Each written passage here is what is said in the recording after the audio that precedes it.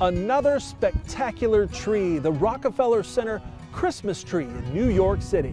The Norway spruce comes from Vestal, New York. It came from the side yard of a home, becoming the 91st tree to light up Rockefeller Center. Now, thousands come to Rockefeller Center just to check out that amazing tree and experience Christmas in New York.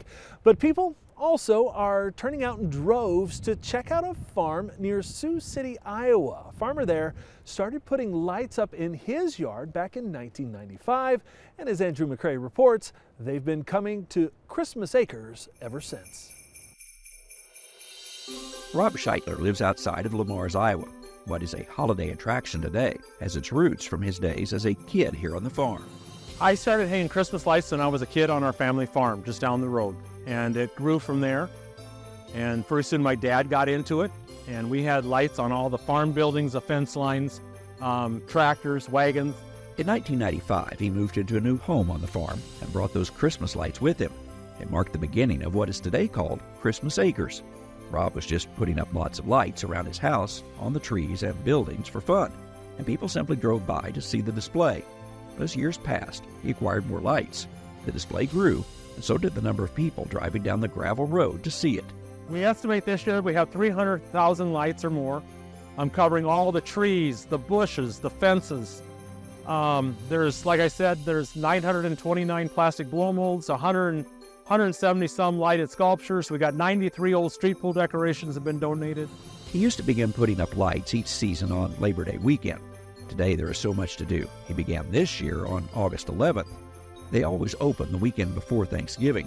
Rob lives in the country, but that doesn't mean people have a hard time finding his place. There's often a solid line of cars down the gravel road for several hours on the weekends.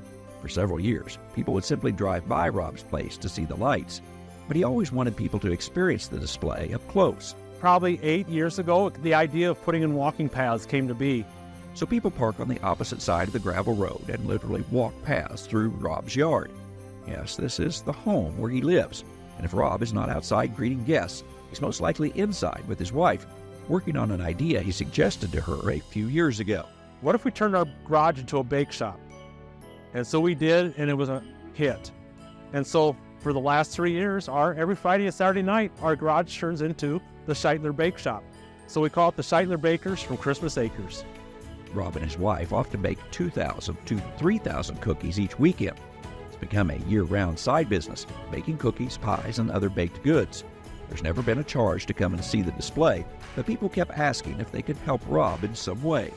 We always had people come to our front door and want to give us money, and we refused. And it got to the point where people kept coming, and so my wife Joyce said, if they're going to come to the door and want to hand us money, then we're going to do this as a charity.